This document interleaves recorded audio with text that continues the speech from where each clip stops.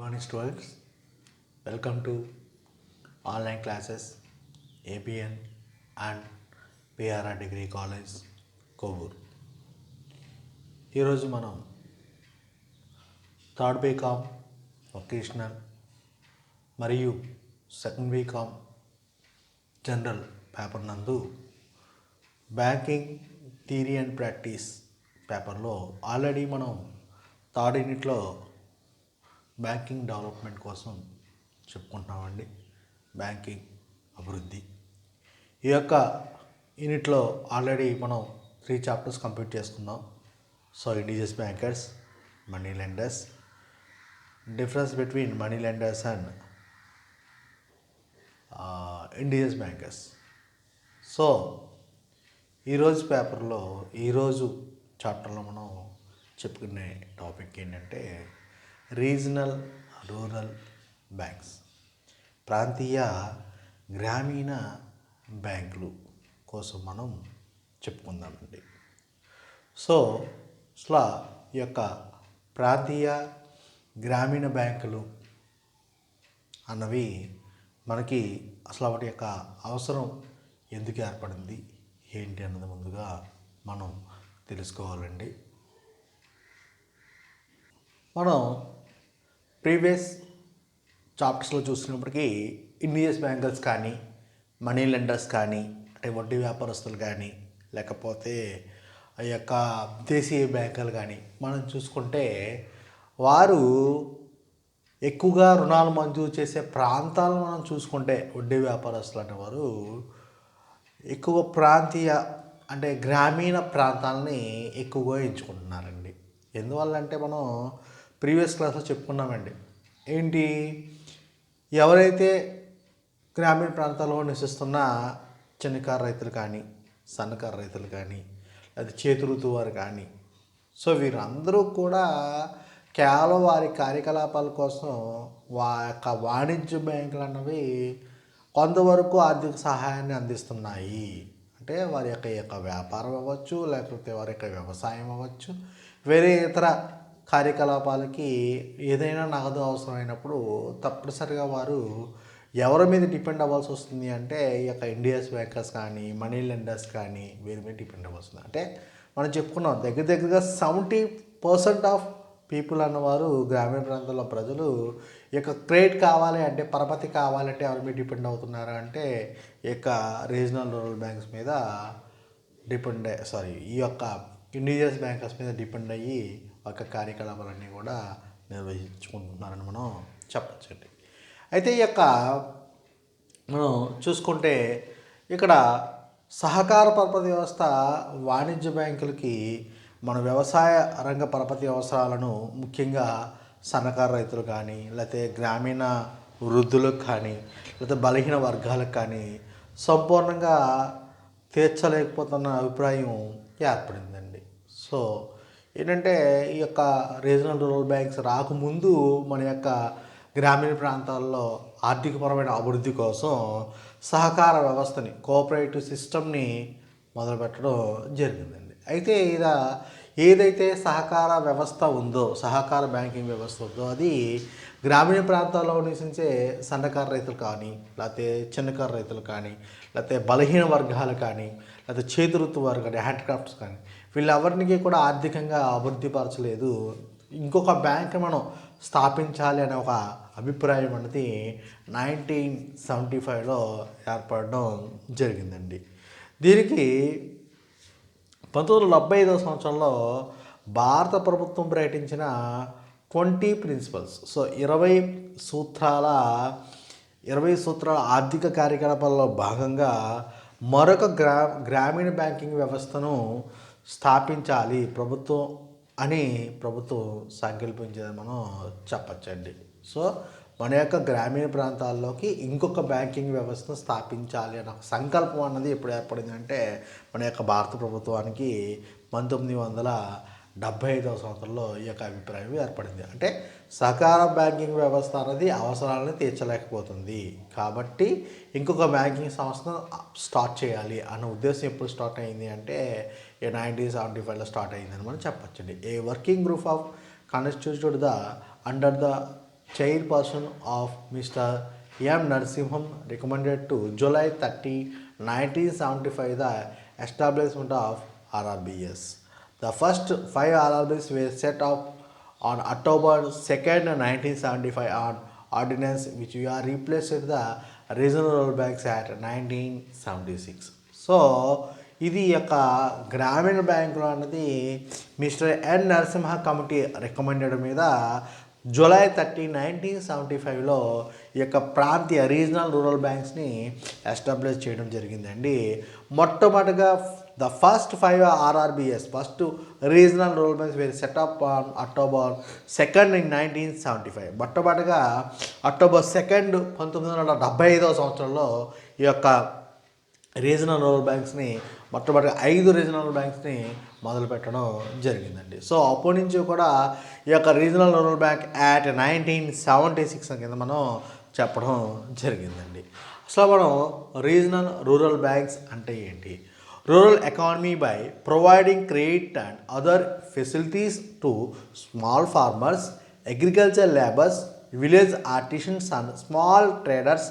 The area of operations of RRBS is limited by only of a particular area.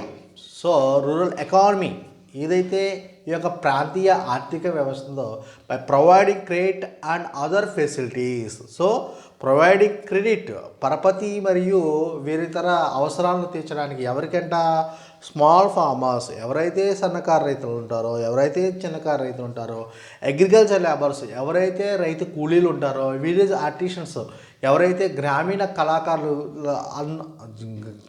అంటే చేతివృత్తి వారు ఉంటారో, మరియు small traders ఎవరైతే చేతివృత్తి చిన్న చిన్న వ్యాపారస్తులు ఉంటారో, వర్తకులు ఉంటారో వారందరికీ కూడా the area of operations of RRB is limited by only in particular area. ఆ యొక్క ప్రాంతాలకు వెళ్ళి వారి యొక్క అవసరాలు తీర్చడం కోసం ఈ యొక్క రీజనల్ రూరల్ బ్యాంక్స్ అనేవి ఏర్పడ్డాయని మనం చెప్పచ్చండి. అంటే ఇక చూసుకుంటే మనం ఈ యొక్క నిర్మాణం అనేది ఎలా జరిగింది రీజనల్ రూరల్ బ్యాంక్స్ అనేది ఈ యొక్క మొదటి పేరాలో చూసుకునేప్పటికీ ఒకసారి శ్రీ ఎం నరసింహన్ అధ్యక్షన ఒక కమిటీని నియమించడం జరిగిందండి. ఈ యొక్క వర్కింగ్ గ్రూప్ ప్రాంతీయ గ్రామీణ బ్యాంకు స్థాపించాలన్న ఆవశ్యకత ఎప్పుడు ఏర్పడింది అంటే మనకి జూలైలో ఏర్పడిందని మనం చెప్పచ్చండి. అయితే ఈ యొక్క ప్రాంతాలను ఎప్పుడు ఈ యొక్క బ్యాంకుని స్థాపించారు అంటే మొట్టమొదటిగా 5 బ్యాంకులను స్థాపించడం జరిగింది. అది October 2nd, 1975 అని మనం చెప్పచ్చండి.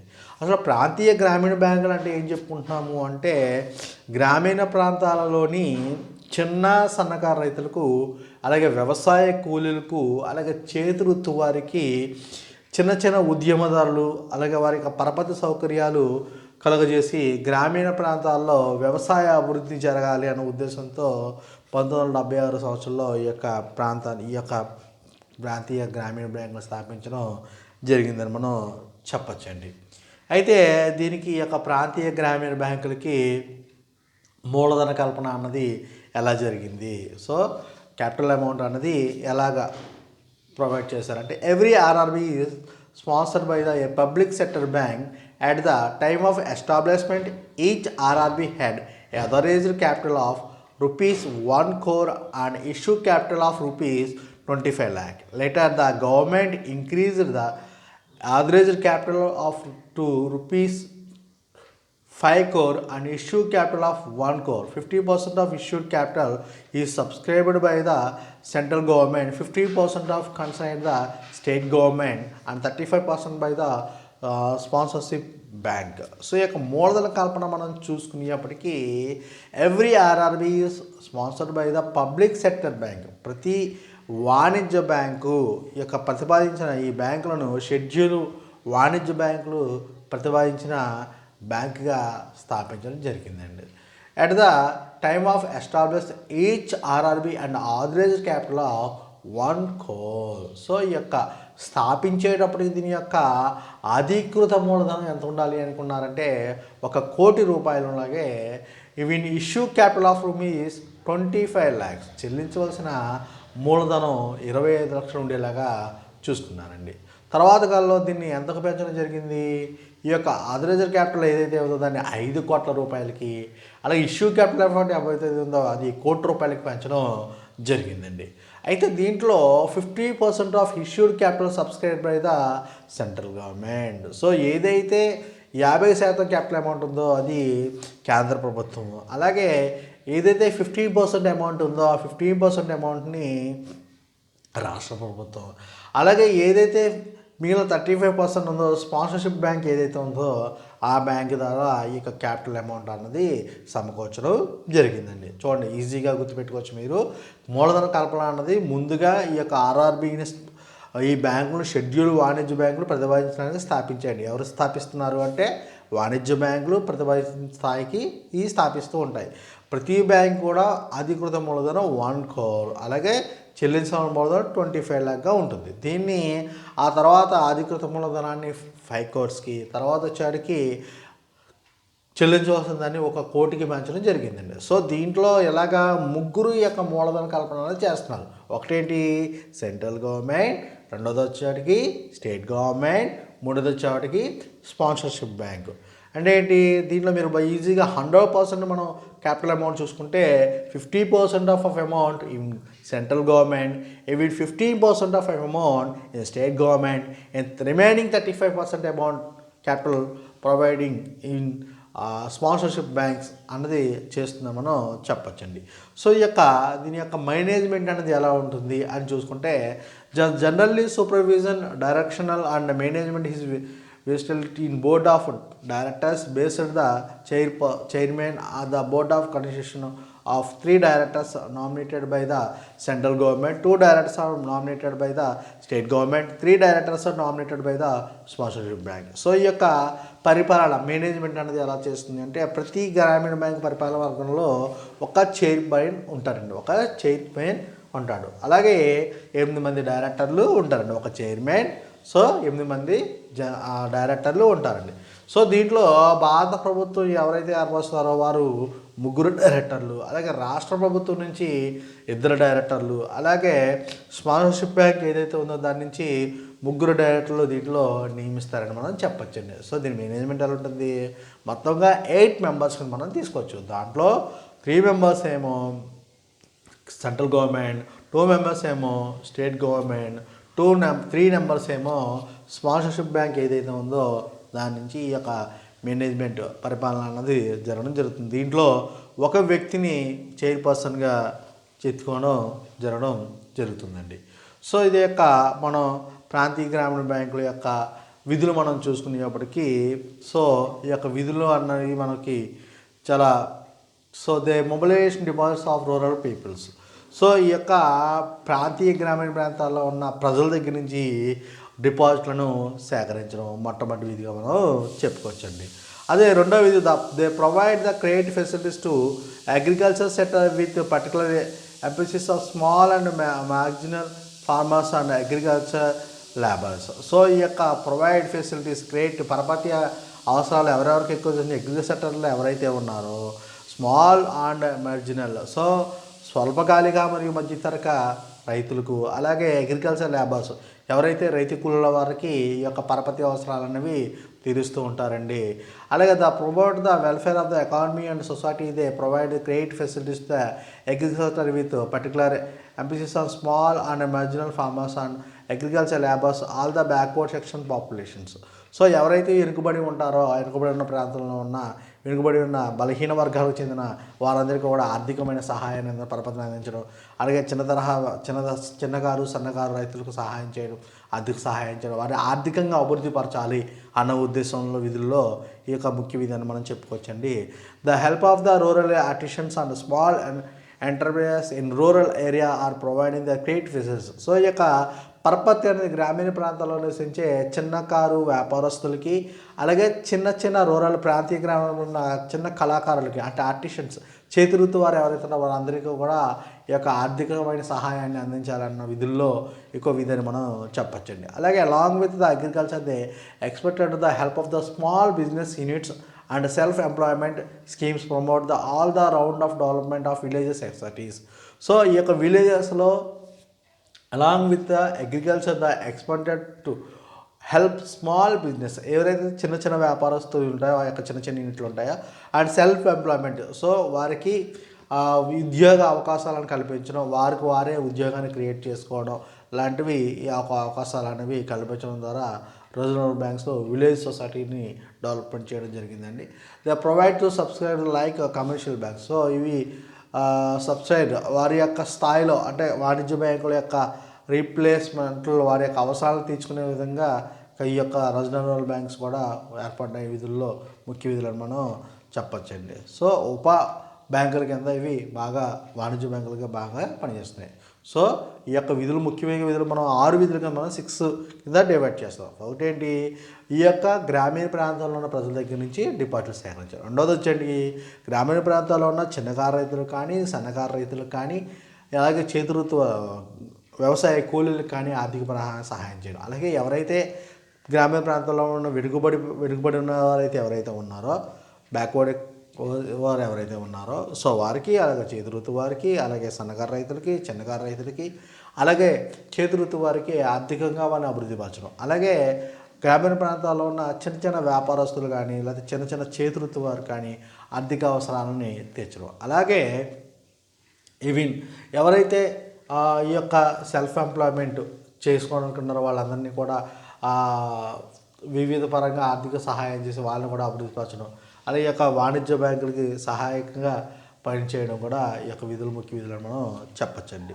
అయితే ఈ యొక్క మనం డెవలప్మెంట్ చూసుకుంటే రివ్యూ ఆఫ్ ద ప్రోగ్రామ్స్ మనం చూసుకుంటే ఎంకరేజ్మెంట్ రూరల్ డెవలప్మెంట్. సో ఈ గ్రామీణ అభివృద్ధికి బాగా ప్రోత్సాహం చేయడం, encouragement of rural development. In the rural areas the banks have extended the institution create they reduced their grade of money lenders of farmers that have been great help the assignments to benefit small farmers, agriculture laborers, SC and ST populations and other weaker sections on rural artisans.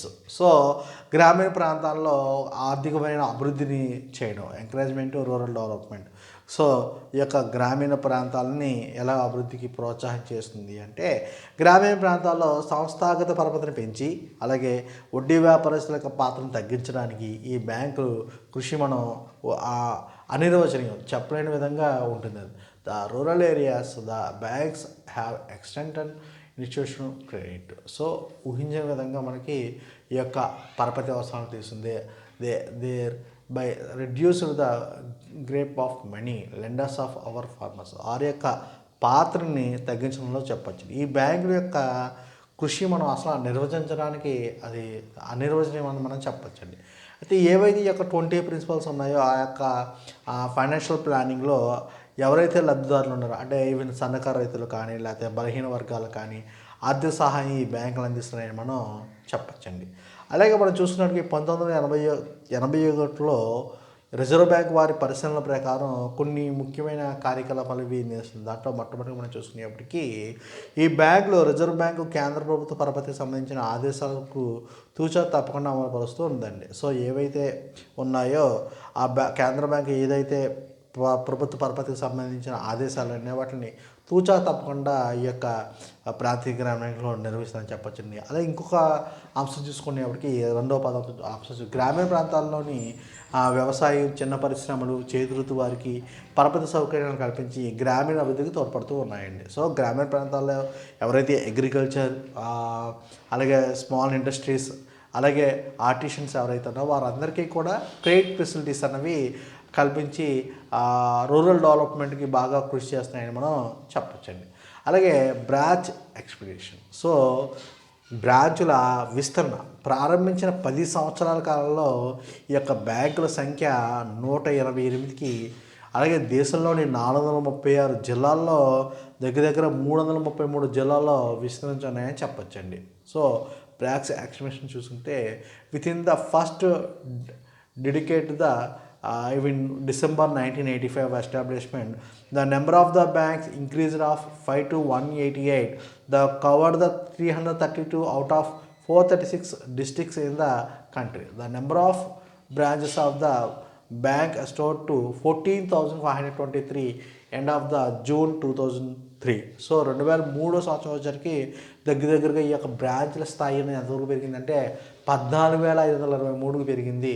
అలాగే మొత్తం దేశంలో మనం చూసుకుంటే దగ్గర 333 జిల్లాలు చూసుకుంటే 436 జిల్లాలు చూసుకుంటే దాంట్లో దగ్గర దగ్గర 333 జిల్లాల్లో ఇవి విస్తరించాయని మనం చెప్పొచ్చండి. అయితే ఈ యొక్క వాణిజ్య బ్యాంకు బ్రాంచుల్లో చూసుకుంటే దగ్గర దగ్గర 40.20% ఉన్నాయని మనం చెప్పొచ్చండి. So comparative in commercial banks, so ఇవి పర్సంటేజ్ 40% ఆఫ్ 2% ఉన్నాయని మనం చెప్పొచ్చండి. ఈవెన్ జూన్ 1975 నుండి మార్చ్ 2008 వరకు చూసుకుంటే ఈ యొక్క బ్రాంచ్ స్థాయి మన దగ్గరగా 14,790కి పెరిగిందన్నమాట, ఇంక్రీజ్ అయింది మనం చెప్పొచ్చండి. అయితే 2009 నాటికి గ్రామీణ ప్రాంతాల్లో ఈ శాతం మొత్తం చూసుకునేప్పటికీ దగ్గర 19.3% కొన్ని వెనుకబడిన ప్రాంతాల్లో ఈ యొక్క బ్రాంచులు స్థాపించి ఆ ఏరియాస్ని డెవలప్ చేశారని మనం చెప్పచ్చండి. అలాగే నెక్స్ట్ ఇంకొక అభివృద్ధి పథకంలో చూసుకునేటికి డిపాజిట్ మొబిలికేషన్.